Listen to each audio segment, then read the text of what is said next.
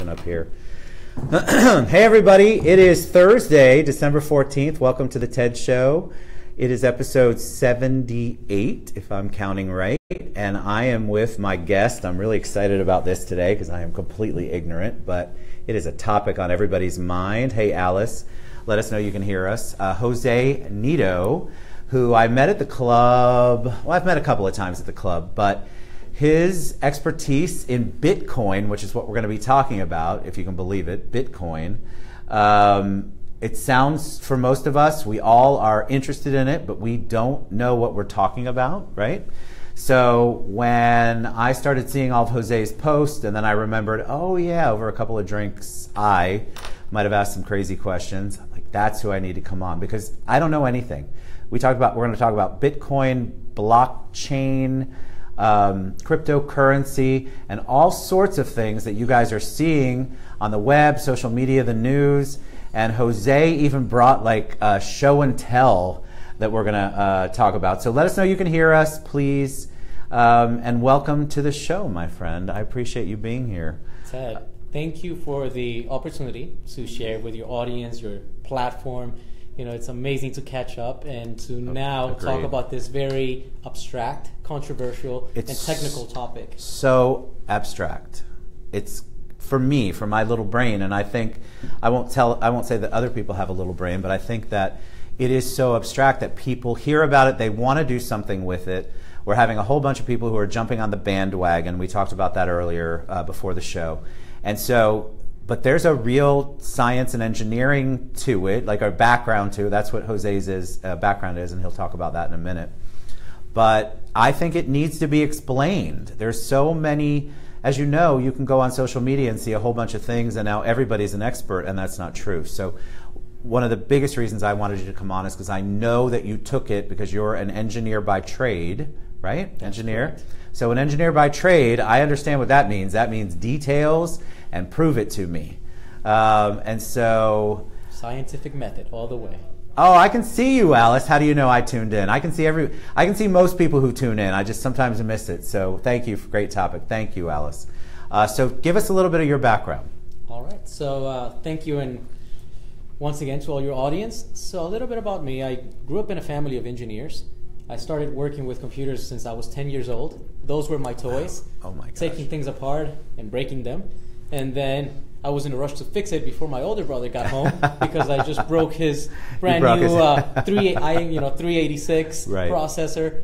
And so I really enjoy computers, and that has opened up, a lot of opportunities for creating and developing. So here I am, fast forward, I'm 18 years old, self-proclaimed hacker, cybersecurity, InfoSec. I understood that that would have taken me two ways. One, in the positive way, and if I was going to hack, you're going to be at the dark side. Yeah, you could have been on the dark side. So I decided to contribute, to our national security and join the Air Force. And excellence in all we do, integrity, service before self. Oh, you're a vet. I forgot. Thank you for your service. That's awesome. In the Air Force, and with them, I had the opportunity to expand and to really innovate. And I created databases for the Air Force that were.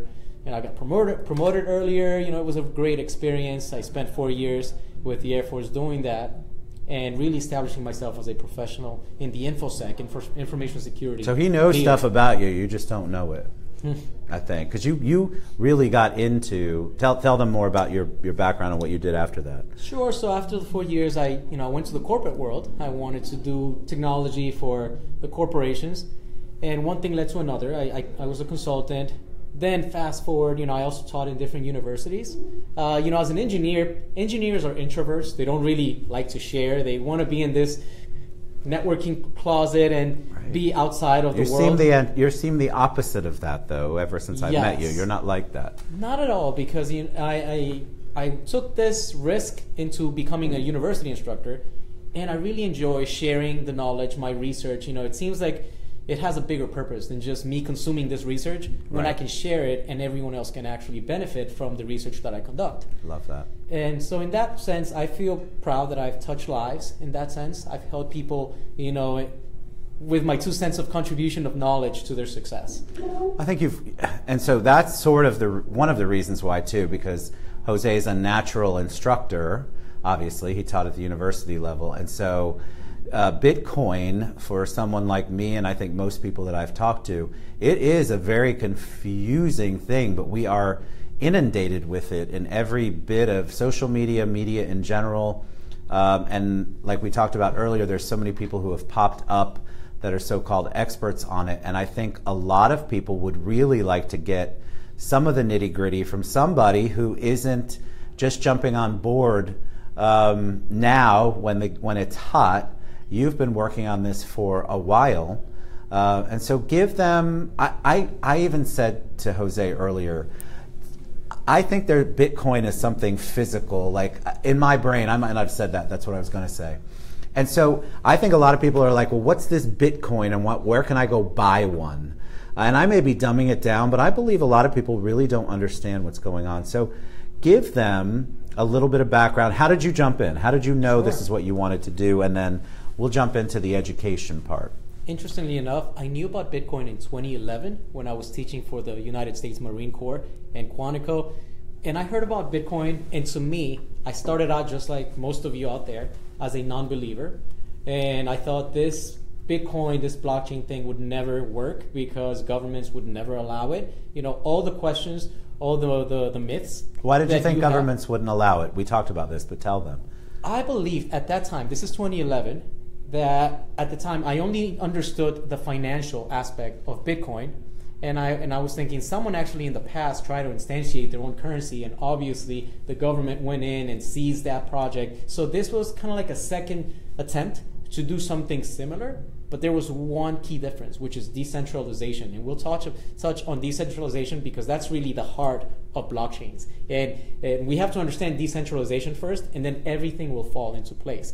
So at that time, and everyone is telling you this, had you invested $100 back in 2011, you'd be a millionaire now. I know. I thought I'd be a billionaire by now. I don't know. But that's what they say, and I think that's also what's getting people's interest in it. Wow, I could have invested a couple of years ago. I've been hearing about it. But again, it's suspect. I mean, I think initially it's suspect like you did. You weren't a believer. What made you change? So then come 2014, 2013, Bitcoin went to $1,300 when it was only under 100. So then I started looking into it because I saw something is happening that is making this coin, this digital coin, go from 200 all the way up to 1,300. So now it had my attention, and I started researching it, and I started looking into Bitcoin being a peer-to-peer decentralized payment system. Explain that, because that's actually really the basis of what's going. That's why the decentralization and the peer-to-peer. This has no governmental involvement, so there's no kind of organization who's seeing, kind of managing it. There's nobody's doing it. It's peer-to-peer. And that's the scary part for everybody who's just getting into this, to think that I'm going to jump into this market where government is not backing it up or an entity is not backing it up. Correct. So that's kind of like the biggest fear for everyone. And the way it works, let's talk about the internet. So the internet is a decentralized platform. Right. And yes, this started out back in the late 60s, and at this point, no one owns or controls the internet. So if I was to say, Ted, can we shut down the internet? I mean, we would have to shut down intercommunications globally, shut down the electrical grid. So can anyone shut down the internet? The answer to that is no, right, because of the fact that it's decentralized. Right. So let's keep that in mind as we get going with this topic and people start asking, is this a bubble? And with that same thing, understanding decentralization, for this to be a bubble, it would have to mean that all the computers that are connected to the Bitcoin network would have to shut down.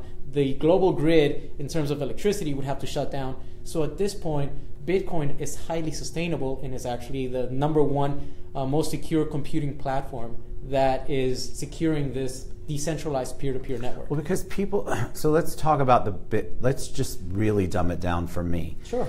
Bitcoin is a digital currency. So I've actually had people, and I have to say in the beginning, I thought the same thing. What am I buying? What am I investing in? Is there a coin I'm going to get? And then you've got this machine that we're going to bring on in a minute. I love show and tell. It's not like that, but I will venture to bet, even though people won't say it, they think that they're buying a coin, like they buy a gold coin. I think that there are a lot of people out there that don't understand what it is they're investing in. Stocks, you get it. You know the company it's affiliated. If you're buying Chase or you're buying Lockheed or you're buying any big stock, you know the company. This is not a company, peer-to-peer. Right. So people don't get, okay, you're not buying anything tangible specifically. Correct. You're not buying anything from a company that you would know the name or the product from. So you're investing, and it's not real estate. Well, not at this point. We'll talk about that in a bit. But you're not investing in real estate. This is completely different. So you're not physically touching a coin. You don't have a coin that you're going to show me. There's no Bitcoin. That is correct. Okay. And I'm going to be simple about this because this can easily get into the cryptography and the zeros and ones, but I'm going to keep it to a very basic level that a teenager would understand. Or me. So you are correct that there is no physical, tangible item behind it. That's number one. What's really even more mind-boggling is that there's no digital coin per se either. It's not like you download an MP3 to your computer and you have it. It doesn't work that way. What it really is it's nothing more than a decentralized ledger. So let's say a bank has to keep a ledger of how much funds you have in your account, and then I buy a house, and then you shift those funds from your account to my account. So there's a ledger, you know that amount came from your account and it's going onto my account. And then I take that and I pay it off to a different financial entity. So it's a ledger. Right. And this is nothing more than a decentralized ledger.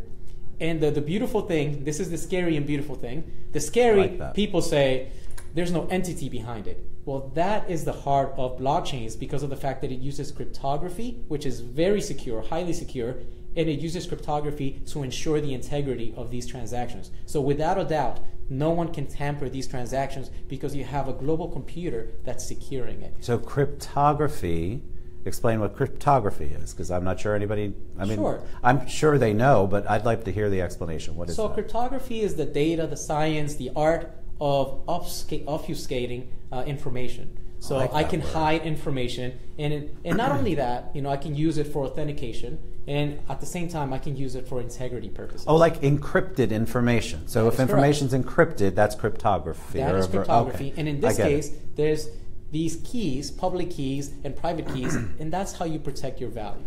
Interesting. Okay, so now we've got the peer-to-peer. You jump in because you know what's going on. Sure. So what's the first thing that you do when you decide, all right, this is something I want to be part of? You obviously did all your research. I know you did the research, and you weren't going to jump in blindly. And what did you do first? Because I think that's what a lot of people right now. Okay, what do I do? I'm interested. I'm fascinated. There are risk takers that will, in their minds, they'll do it no matter what, even if they don't have all the information. And then there are people that are listening to you right now. But what's the first thing that you did as somebody who was getting into it? So I read the white paper. And these white papers can be very in-depth, very technical, because as an engineer, I wanted to understand the technology.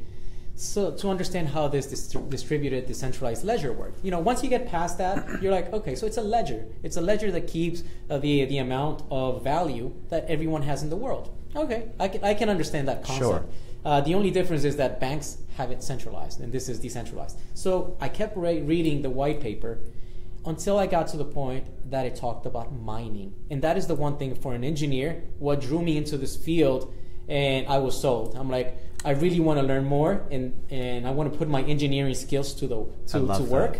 And let's see what happens. Let's get some metrics, let's benchmark it, and see whether it's a positive thing or a negative thing. So define mining for them. All right, so with governments, right? Our governments use what's called fiat money. We print value in paper, and we keep printing indefinitely. So there's an issue to that. It's not a healthy financial strategy because we're hyperinflating our currency. And if we print indefinitely, we've seen this with Greece, Greece collapsing. Yes. And we see this now with Venezuela right now, where their currency is devalued because they just keep printing and printing. So in this case, they print value right on paper. So how do you do that with Bitcoins? Well, you can't. There's no paper. There's no tangible asset. Right. And then the next question is going to be, well, if there's no entity, who's regulating the creation, the minting, the mining of this coin if there's no entity? So I kept reading this white paper, and that's where I fell in love with it, because I learned that the system itself has a mechanism that every 10 minutes, it's a consensus mechanism, it actually generates Bitcoin, and it rewards the people that are participating in the network, helping secure the transactions and maintain the integrity of this ledger, because we don't want no one tampering with the ledger and Correct. the transactions. So by Correct. all you have to do is participate, and you get rewarded for that. And that's what drew me as an engineer, just the concept that I can have some computers per se, or ASICs in this case, and we'll talk about that, these computing machines running in my garage, generating value for me, 24/7. That's the mining part, right? That's the mining. There's actually, so he brought with him, I'll get to your question in a minute, Tim. Jose brought with him, is it called a mining tool? What's it called? A miner. A miner. And we'll take a picture of it when we're finished, and I'll post it with a video later. But you can show them. So he actually brought a miner with him. So let me I'll fast forward it real quick. So back in 2009, 2010, 2011, you could have been mining with your computer, with your workstation, with your laptop, and generating Bitcoins every 10 minutes. Reaping at the time, obviously it was worth pennies, right? And then you'll go to the story that someone paid 10,000 Bitcoins for a pizza. Imagine that if you were the one who paid that other guy, or maybe the person that received the 10,000 Bitcoins. Right. Now at 17,000 and change. But this technology is evolving so quickly to the point that you can no longer mine with your computer. Then it went to video cards. If you had really high-end video cards, now you stayed competitive with And what does a cards. mine do? You've probably explained this 10 times. These people are probably going to be mad at me. But so you're mining, but what do you do when you say that you could mine with your computer? What did that look like? So you personally are mining, or the industry itself, or the Bitcoin, or whoever has the general ledger is doing the mining? So being a decentralized system, anyone has the opportunity to participate with the system. And given that currently in 2017, if you have enough computing power and if you have an efficient design to create a mine, then you can still be profitable. I was telling everyone, this is all part of my doctoral research.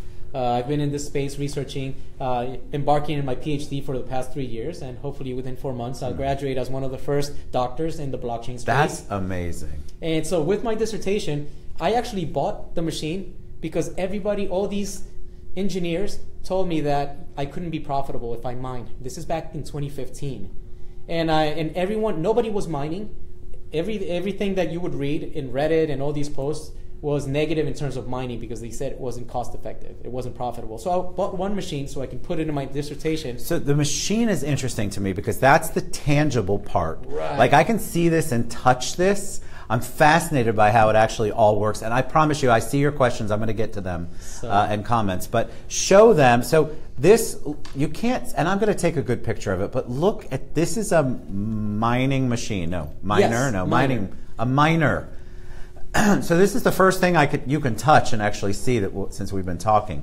And you have multiple ones of these. Correct. And what's the point of having multiple miners? So the way it works is it's all about computational power. So mining is the NASCAR of computational power. Now you're talking. And if you want to race, if you want to be in the big leagues, you want power. You want horsepower. Correct. In this case, you want cryptographic hashing power. So I bought one unit and I was profitable, and I pretty much went and challenged everybody in the world and said, I don't know why you guys are saying that this is not profitable. I'm profitable. At the time, this is 2015, I was generating 8 Bitcoins a month. So at that time, it wasn't worth what it is worth today, 17,000, but that was what I was generating with my mine. Is that what a Bitcoin's worth right now? 16,000, 17,000. And so then people started calling me and looking, and I've been teaching people how to do this mine. So I went from 1 machine to 5 machines to 10 machines to 15 machines, 20 machines, and I hired an electrician to come to my house and help me with the wiring to convert it into 240 volts, because you can run it with 110, but it's not going to be efficient. How does the increase in the machines increase your ability to make money with Bitcoin? Perfect. All right. So it's all about hashing. You get paid per the amount of hashing. Let's call it cars again. Okay, horsepower. Good. Horsepower. The more horsepower that you have, the more reward that you'll receive. So if you only have one machine, at the time, this was I brought one of the older machines. This is an S7, which was generating 4.7 terahashes. And then when I started growing, I was somewhere in the 2015 with about 80 terahashes of computing power. And I'm not talking megahertz, like your computer megahertz. You have to go one step up to terahashes. So I had a mini computer, supercomputer in my garage, processing the hashes and getting rewarded for running these devices and mining Bitcoin amongst other currencies. Does someone have to have, and after I ask this question, I swear I'm going to get to the questions that are here. Does someone have to have a miner to be profitable in Bitcoin, or do you have to be with or invest with or talk with someone who does? How does that work? Do you, like, would I have, if I said, okay, today, Jose, I want to be a miner, I just want to say that out loud, would I need to buy one of those and then I would then generate, is generate the right word? Sure. Bitcoin, and then that would be the best way for me to jump in? So, and I'll give you my honest engineering opinion on this. That's what we want. So, mining, yes, anybody can buy these machines. That's one. You can't get them at Best Buy, though, but you'd have to import them from Shenzhen, China. That's funny. So that's the reality of it. And right now, they're so in demand that if you want to buy these machines, you have to wait till March of 2018 before you can get your hands on the next batch. Wow. Because now enterprises are doing this in the thousands. They're Right. mining millions of dollars a month in value by instantiating, hundreds and thousands of these machines. So there's a high demand for them. But there's a lot of things that for the average person that wants to get into the mining, or below average. I like it. I'll talk about the reality of it. Yes. You need to have a solid understanding of how your electrical system works, because you will need to modify your electrical system. There's the heat management. These, other than mining Bitcoin, they're great space heaters. I mean, if you guys live in New York City or up north, That's you can awesome. mine and also use these for heating purposes because they're extremely hot. That's awesome. So you need to understand heat management. And if you don't understand heat management, how are you going to dissipate all this heat in Florida? That's going to be an issue. Condensation becomes an issue because the electrical components will rust if you have condensation. So the basic below average person like me, there's a different way to jump in. But let me get to some of these questions because I want to ask. So Tim Ricky asks, I've heard that there are Ponzi schemes out there. How do we find the best company? Because isn't that true? So are there multiple companies out there that are conduits to get into Bitcoin? Is that how it works? Or multiple agents, for lack of a better word? I'm sure you know the word better. How does that work? Like, how do people know, okay, we were talking about it earlier, so somebody just jumped in and all of a sudden they're an expert and you want to work with them. That's not a guarantee that they have any earthly idea what they're doing. Right. So I know I may offend some people that may be in the space, businesses, but I'm here to tell you the truth and base it on math. I myself would not invest in these companies offering you a way to get into the market, because it's like me charging you for the air that you breathe.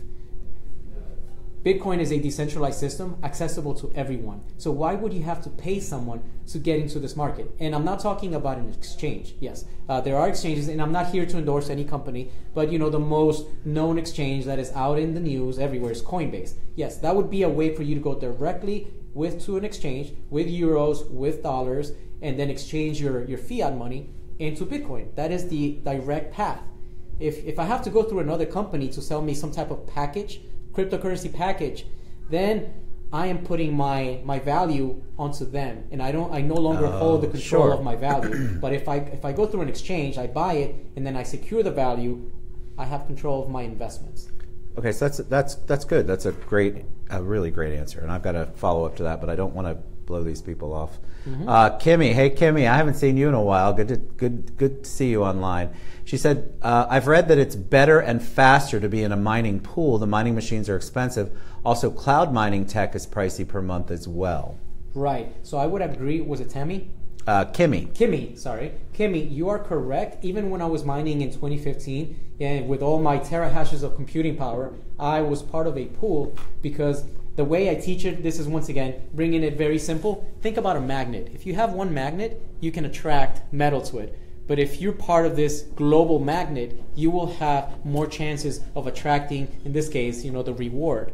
So by being part of a mining pool, you have better odds in getting rewarded consistently. Very cool. So that is true. Good point. All right. So Kimmy says also it's 16,459.9 right now. That's what she was looking at. Yes. I thank Adrian Pera. Is that who introduced us? Was it Adrian? Yes. All right. So Adrian's on. He's like, I know you two guys. You look super sharp, is what he said. So thank you. Thank you. All right. So let's say I go, all right, I am convinced, Jose, that that's what I need to do.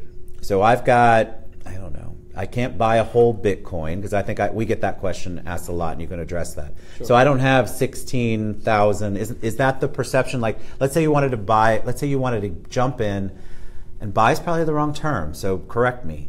I want to jump in, and I know Bitcoin's it's almost 17. What if I don't have that? What do I do if I want to dip my toe into it and figure out, or is it not even an industry or an investment that I dip my toe into? Because you can buy portions. Correct. And explain that to them. So somebody who's totally basic and then take it down to my level, which is way below basic, and tell me how I could get in. So through these exchanges, and there's actually two that are reputable here in the United States. One is Coinbase and the other one is Gemini, which is based out of New York City. Either of those exchanges, you could set up an account, and you don't necessarily have to buy a whole Bitcoin for $16,400. You can just buy $100 and get a portion of that Bitcoin in terms of value. Or you can not only get Bitcoin, but you can get Ethereum, you can get Litecoin, you can get all these other digital currencies. So we talked about that. Ethereum, because that's on the news, I see that. And then I asked you about Litecoin earlier because that's been a lot on social media lately is Litecoin. What is the difference? So what's Ethereum versus Litecoin? That's an amazing question. So earlier this year, and if you guys go to my Facebook and you scroll for like 10 minutes all the way down to January of 2017, I was telling everybody, now is the time to jump on Ethereum when it was under $10. And there's a reason behind that, scientific, technological reason. So Bitcoin is nothing more than one business use case for blockchains. But what Ethereum is a smart contracting platform. Think about it as an operating system for blockchains. So now I can instantiate different business use cases. And so the plethora of opportunities now is exponential because now you have a platform that other developers can build upon.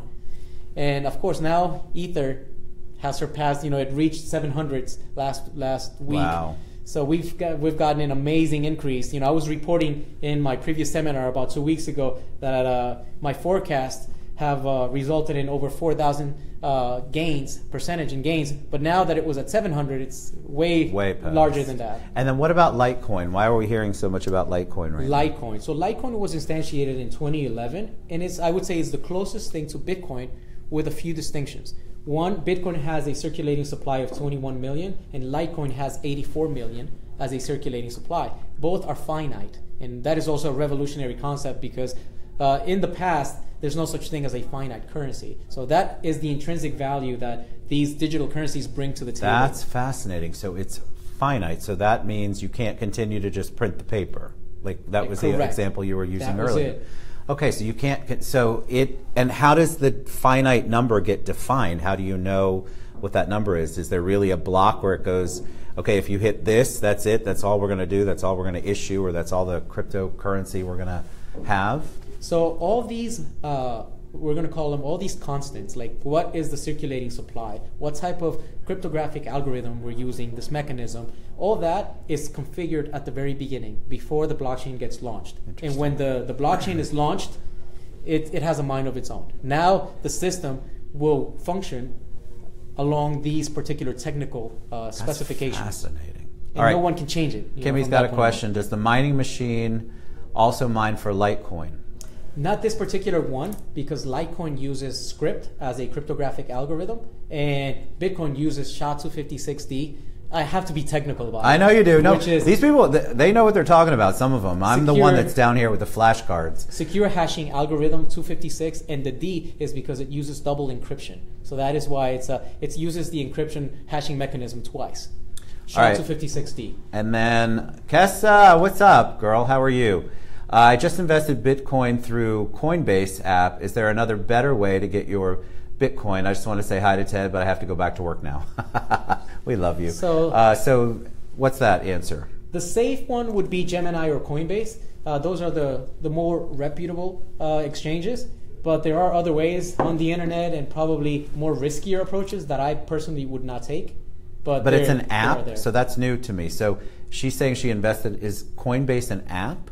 They do have a mobile app. Okay, so there's a mobile app. You can do it through the computer, the laptop. So you can actually get into Bitcoin cryptocurrency through an app on your phone that you download too? Yeah. I picked up like 40 Litecoin earlier today just because the market is a little bit down. 40 Litecoin. I have like a quarter in my pocket. It's the way to stack up. Today I call it, when the market is down, is the altcoins in the clearance aisles. That's right. The market's down, so that's good for cryptocurrency, right? To buy it. If you want to buy it, you want to buy low, sell high, right? That's the basic premises. Always. So this is the app, and you can choose Bitcoin, Ethereum, and Litecoin.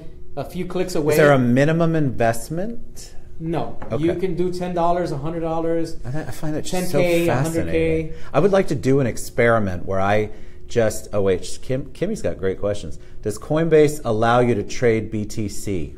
It's BTC. Great question. So Coinbase has a sister company, as I call it, called GDAX, GDAX. And GDAX, the exchange mechanism, allows you to switch between Bitcoin, Litecoin, and Ethereum. And those are your only three at the moment. Now, there are other online exchanges, some outside of the US, that will allow you to trade between the 1,300 plus digital assets that are accessible to people. What's BTC? Because Bitcoin. It's just the acronym. So Bitcoin. Thank you, Kim. I appreciate y'all being very patient with me, because I have people on here who aren't going to ask that question that are thinking the same thing. What's BTC? All right, so we've gotten on a million tangents. I want to make sure we cover, which have been great, by the way. I want to make sure we cover some of the things you want to, because we're already way past our time, but I'm not cutting you off, because it's such a fascinating topic, and I want to at least get the basics out there, and of course I want to get all your information out there. So what are some things that I have not, we've dumbed it down for Ted, which is good. What are some of the things that you wanted to cover? Is there anything I've missed? You have so much knowledge of this, and you teach it to people. That's such a blessing. I think that's amazing. You teach it to people like me and are patient. You're very patient with people like me, but I think that the more, you too, Joe? Yeah, I get it. Me too. Listen, me too. I think that the more people are educated in a way that they can really understand it. Like, I'm not a NASCAR fan, but when he said NASCAR, I loved it. So Peter, hey Peter, what's up, buddy? He wants to know, how can someone get started investing in BTC, which we sort of talked about a little bit, but your advice to somebody straight out of the gate like me, if you were to tell me as your friend, hey Ted, this is what you should do, what would you tell me? I would say research it, but it is a little technical. Find a mentor, a true credible professional that's been in the space for the past, that knows, not someone who just surfaced a month ago and all of a sudden is a Bitcoin expert. Yeah. Find someone. The first question I would ask your mentor would be, explain to me how a blockchain functions. If they can't answer that question, articulate how the technology works, walk away, because they certainly do not understand blockchains, let alone how these other digital currencies will perform. Which is a good point. So one of the things that has come up, hold on, who is Jose looking for a mentee? Absolutely. So we're going to give all of Jose's information, because the last thing that he wants and I want is for you to get with somebody who just jumped in and all of a sudden is an expert. And that happens in everything, but because Bitcoin is so hot right now, and will continue to be that way, you have a lot of quote-unquote experts popping up. So if somebody's, if they've just jumped in, if they're treating it and like network marketing, and I've seen these, this is crazy, but I've seen like MLMs and network marketing, you want somebody who really understands the science of this and the monetary basis of this, understands what the word mining means. Look, you've got a lot of people asking about you being a mentee, which is awesome. We're going to give all his information. You want to be with someone who actually lives and breathes it, which is why I'm so excited to have him on the Jose on the show, because I knew that he had the background to back it up. You weren't just jumping in. We had talked about this. I should have invested when we talked about it. So I'm going to cry in my drink later on about that. But this is who you want. You want someone, and I'm not saying it has to be him, but you want someone like Jose who actually understands it and lives it and gets it. So one thing that I will add for everyone for Please. the benefit is 2 weeks ago in my seminar, I said, by the end of the year, and this was when Bitcoin was at 12K, by the way, I said, diffusion of innovation, I see this, I did my quantitative and qualitative analysis, that the curve of the graph was like this. And I'm like, this is the time to jump in. That same day, it went up to $19,000. And then I called it in and I said, by the end of the year, we're going to be at a $500 billion market capitalization in the entire market. And I checked this morning, guess where we're at? We're 503 billion and change and growing. So that $500 billion is here today. In the past 2 weeks, we've had an influx of over 100 billion into this industry. And this is just the beginning, because I would say 95% of the global masses do not have Bitcoin or understand it yet. So within the next year or so, we'll certainly cross the trillion market capitalization. So yes, you're probably feeling sorry that you didn't invest $100 9 years ago. Well, that's what everybody posts. It makes me feel bad. If I see one of those posts, it makes me sick, just because it's like, okay, that was 10 years ago. What I post is something relevant that's useful today, not 10 years ago. And what I say is that diffusion of innovation right now is this curve is going to continue to go on. It's not a bubble, because if it's a bubble, you would have to shut down all the mining companies that are making millions throughout the world with the internet, with the power. So this is sustainable. It's finite. It has intrinsic value. And I see that when the masses adopt this technology, this is going to go through the roof. So this is the time to do it. So you are so all right. So before I wrap you up, I want to ask a couple of questions. Peter says, "Can we watch a recording of this?" Yes, as soon as I post it on Facebook, I'll share it. You'll be able to watch it anytime you want. Jose is going to post it to his site too. Jason says, "Is there anything like currency? Is this anything like currency trading / investing?" I'm not a financial advisor, but I am a technical advisor. And in this industry, even if you have an expert trader or Forex exchange trader, they just can't walk into the digital market and expect to use those same tools. What you need is an engineer that can actually dissect a white paper and tell you whether the technical innovation has intrinsic value. And once you understand and you do an analysis, that is how you enter. I'm not going to call it investing, but that is how you enter these particular blockchains. I love it. All right, and Alan, and that'll be the last question I take, and then we'll talk. Alan says, what are the events coming up soon that will further legitimize cryptocurrency? Large companies accepting it, acceptance for real estate transactions. So we talked a little bit about that. So give them a little bit on that. The Chicago Mercantile Exchange is now launching their Bitcoin futures. So what this means is the big boys, the bankers, are getting into the picture, and they want to bring in their tools, their high frequency trading algorithms, and that is going to push the market, that is going to influence the market. So you see when the big boys are playing in the same digital space, you see that the masses are going to adopt the same way.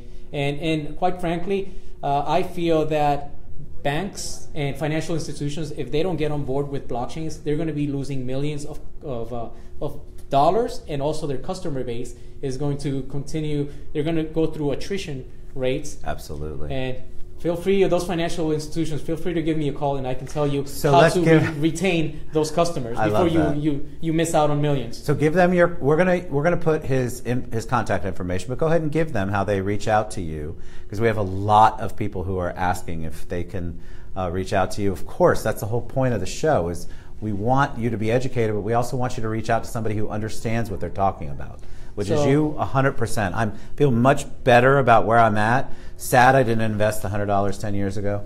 But tell them how to reach you. So this year has been a phenomenal year for me, and I retired from my 9 to 5.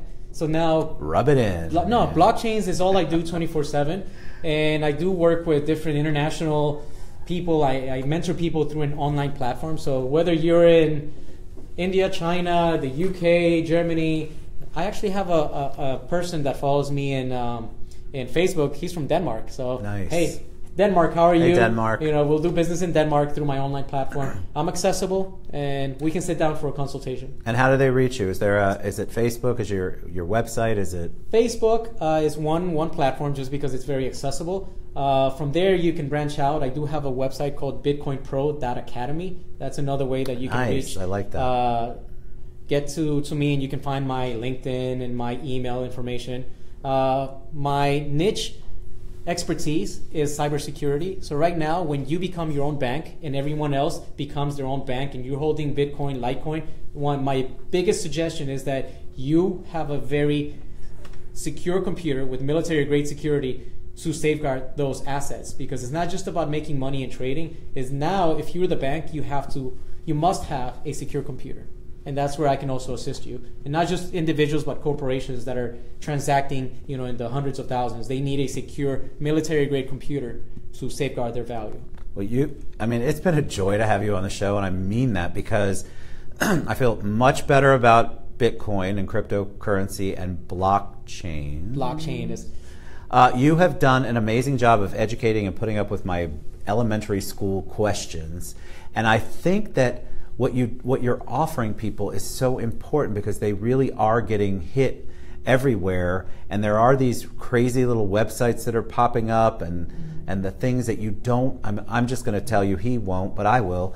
Really do your research. Well, you'll probably tell him that too. Sure. Get with somebody who understands it, not somebody who just jumped in, and not some website that you have no idea what you're doing. Get with somebody who understands it, who actually can bring you a miner. Oh my God, I got a miner on the show. That was awesome.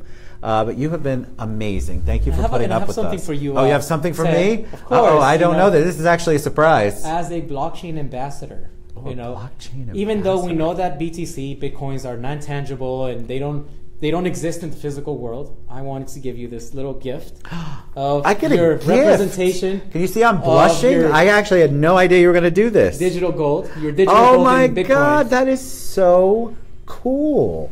Look at that. I'll take a picture of that later. Thank you so much. And for those of you that also want to reach out to me, I'm going to do my last seminar of 2017. Where? December 30th. Okay. It's 2 weeks. It's a Saturday at the public library. And I'll post more information. So do you have to attend, or can you do webinar?